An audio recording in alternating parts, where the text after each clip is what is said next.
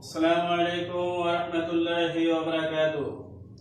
সুপ্রিয় শিক্ষার্থীবৃন্দ, আমি মোহাম্মদ আব্দুর রহমান, প্রভাষক আরবি, মুন্সিরহাট আইএস ইসলামী আলিম মাদ্রাসা, টোরা মুন্সিরহাট, ফরিদগঞ্জ, চাঁদপুরের পক্ষ থেকে আমার ঘরে আমার মাদ্রাসা অনলাইন ক্লাসে তোমাদেরকে স্বাগত জানাচ্ছি। আশা করি তোমরা সকলে ভালো আছো। আমি আল্লাহর মেহেরবানিতে ভালো আছি। আমরা গত ক্লাসে আলোচনা করেছিলাম আলিম প্রথম বর্ষের আরবি প্রথম পত্রের নসে মাদ্রুস আল মারাতু ওয়া কাইফা আমালাহা আল ইসলাম। এই গল্পের যে নসে মাদ্রুস দুটি প্যারা ছিল, যার শুরু অংশ হচ্ছে বাআসাল্লাহু মুহাম্মাদান সাল্লাল্লাহু আলাইহি ওয়াসাল্লাম, আর শেষ অংশ হচ্ছে দারাজাতুর রিআয়াতি ওয়াল হিমায়াতি। এটা হচ্ছে নসে মাদ্রুসের এটা শুরু অংশ এবং এটা হলো শেষ অংশ। তো এই নসে মাদ্রুসের যে 12 নাম্বার শেষের তিনটি প্রশ্নের সেই 12 নাম্বার নিয়ে আমরা গত ক্লাসে আলোচনা করেছিলাম। আজকে আমরা প্রথম প্রশ্ন, যে প্রশ্নের পরীক্ষাতে 4টি প্রশ্ন থাকবে, 4টি প্রশ্নের উত্তর লিখতে হবে 8 নাম্বার। সেই 8 নাম্বারের জন্য আজকে আমরা আলোচনা করব। তো পরীক্ষাতে থাকবে তোমাদের 4টি, আমি এখানে হয়তো কয়েকটা বেশি আলোচনা করেছি। তোমরা সকলেই গভীর মনোযোগ দিয়ে শুনবে এবং তোমরা পড়ার টেবিলে থাকবে, এই আশা প্রত্যাশা রেখে আলোচনা আমি শুরু করছি। প্রথম প্রশ্ন হচ্ছে বিআইয়ি শাইইন বাআসাল্লাহু মুহাম্মাদান সাল্লাল্লাহু আলাইহি ওয়াসাল্লাম। প্রশ্ন হচ্ছে আল্লাহ তাআলা মুহাম্মদ সাল্লাল্লাহু আলাইহি ওয়াসাল্লামকে কি নিয়ে প্রেরণ করেছেন? এই প্রশ্নের উত্তর হচ্ছে বাআসাল্লাহু মুহাম্মাদান সাল্লাল্লাহু আলাইহি ওয়াসাল্লাম বিদাওয়াতিন আযীমা। অর্থ, আল্লাহ তাআলা মুহাম্মদ সাল্লাল্লাহু আলাইহি ওয়াসাল্লামকে মহান দাওয়াতের দায়িত্ব নিয়ে প্রেরণ করেছেন। পরের প্রশ্ন হচ্ছে মাযা আওকাফার রাসূল সাল্লাল্লাহু আলাইহি ওয়াসাল্লাম। রাসূল আকরাম সাল্লাল্লাহু আলাইহি ওয়াসাল্লাম কি বন্ধ করে দেয়? উত্তর হচ্ছে আওকাফার রাসূল সাল্লাল্লাহু আলাইহি ওয়াসাল্লাম আয-যুলমা আল্লাযী কানাতিল মারআতু তাঈশু ফীহি। রাসূল আকরাম সাল্লাল্লাহু আলাইহি ওয়াসাল্লাম নারীরা যে জুলুম অত্যাচারের মধ্যে বসবাস করত, রাসূল আকরাম সাল্লাল্লাহু আলাইহি ওয়াসাল্লাম নারীদের থেকে সেই জুলুম অত্যাচার দূরীভূত করে দেয়। পরের প্রশ্ন হচ্ছে 3 নাম্বার মাযা হাদ্দাদার রাসূল সাল্লাল্লাহু আলাইহি ওয়াসাল্লাম লিল মারআতি। রাসূল আকরাম সাল্লাল্লাহু আলাইহি ওয়াসাল্লাম নারীদের জন্য কি নির্দিষ্ট করে দেয়?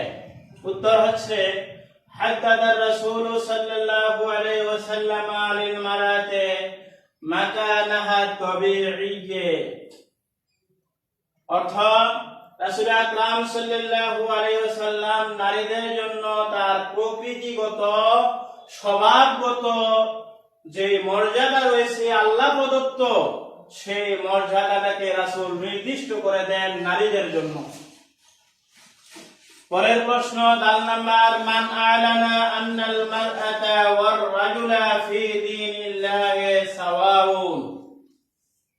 কে ঘোষণা করেন নারী এবং পুরুষ আল্লাহর দ্বীনের মধ্যে, আল্লাহর জীবন বিধানের মধ্যে সমান? এই ঘোষণাটা কে করেন? উত্তর হচ্ছে আলানার রাসূল সাল্লাল্লাহু আলাইহি ওয়াসাল্লাম আন্নাল মারআতা ওয়ার রাজুলা ফি দীনিল্লাহি সাওয়াউন। রাসূল আকরাম সাল্লাল্লাহু আলাইহি ওয়াসাল্লাম ঘোষণা করেন যে ইসলাম ধর্মের মধ্যে নারী এবং পুরুষ সমান, কোনো ভেদাভেদ নেই, কোনো পার্থক্য নেই, সবাই তার অধিকার পাবে, সকলকে তার অধিকার দিয়েছে ইসলাম। 5 নাম্বার প্রশ্ন হচ্ছে মা কানাত আদাতুল আরাবি قبل الإسلام ইসলাম অভ্যুদয়ের পূর্বে, ইসলাম প্রকাশিত হওয়ার পূর্বে, অর্থাৎ জাহিলি যুগে আরবদের স্বভাব, অভ্যাস, নিয়ম নীতি কি ছিল? উত্তর হচ্ছে কানাত আদাতুল আরাবে ক্বাবলা আল ইসলাম আল্লা তাখুযাল মারআতু শাইআন ফিল মিরাসে। অর্থ হচ্ছে জাহিলি যুগে আরবদের স্বভাব ছিল, আরবদের অভ্যাস ছিল, নিয়ম ছিল, বৈশিষ্ট্য ছিল যে নারীরা কোনো সম্পদ পাবে না মৃত ব্যক্তির, চাই সে পিতা হোক, চাই সে স্বামী হোক, অর্থাৎ ওয়ারিসি সম্পদ থেকে মহিলারা বঞ্চিত ছিল জাহিলি যুগে। এরপরে প্রশ্ন 1 নম্বর, মাজা ক্বালাল্লাহু তাআলা আন মিরাসিন নিসা, নারীদের মিরাসের ব্যাপারে আল্লাহ তাআলা কি বলেছেন? উত্তর হচ্ছে লিররিজালি নাসিবুম মিম্মা তারাকাল ওয়ালিদানি ওয়াল আকরাবুনা ওয়ালিন-নিসাই নাসিবুম মিম্মা তারাকাল ওয়ালিদানি ওয়াল আকরাবুন মিম্মা কাল্লা মিনহু আও কাসুরা নাসিবাম মাফরুদা। অর্থাৎ পিতা মাতা এবং নিকটাত্মীয় যে সকল সম্পদ রেখে গেছেন, সেই রেখে যাওয়া সম্পদের মধ্যে পুরুষের অংশ রয়েছে, অর্থাৎ পুরুষরা পিতামাতা এবং নিকটাত্মীয় এদের রেখে যাওয়া সম্পদের অংশ পাবে। ওয়ালিন-নিসাই নাসিবুম মিম্মা তারাকাল ওয়ালিদানি ওয়াল আকরাবুন, অনুরূপভাবে নারীরাও পিতামাতা এবং তার নিকটাত্মীয় যে সকল সম্পদ রেখে দুনিয়া থেকে চলে গেছেন, ওই সম্পদের অংশ পাবে। তবে এই অংশ পাওয়ার ক্ষেত্রে মিম্মা কাল্লা মিনহু আও কাসুরা নাসিবাম মাফরুদা, পুরুষ এবং নারীরা তার পিতামাতা, আত্মীয় স্বজন যে সম্পদ রেখে গেছেন সেই সম্পদের অংশ পাবে। তবে এই অংশ পাওয়ার ক্ষেত্রে যেটা আল্লাহ রাব্বুল আলামিন পবিত্র কোরআন মজিদে নির্দিষ্ট করে দিয়েছেন, পুরুষের যে অংশ সেই অংশ পুরুষ পাবে, নারীর যে অংশ সেই অংশ নারী পাবে। অর্থাৎ পিতা, দাদা, ভাই এদের যে অংশ নির্ধারিত রয়েছে পুরুষ জাতির, এরা তাদের অংশ পাবে। অনুরূপ ভাবে নারী সম্প্রদায়ের মধ্যে মা, দাদি, বোন এদের জন্য যে অংশটা নির্ধারিত রয়েছে তারা তাদের সেই অংশ হিসাবে পাবে। এই অংশের ক্ষেত্রে যেটা নির্ধারিত রয়েছে সেটাই পাবে, কারো কম কারো বেশি। সুপ্রিয় শিক্ষার্থীবৃন্দ, আমাদের আজকের ক্লাস এখানে শেষ করছি।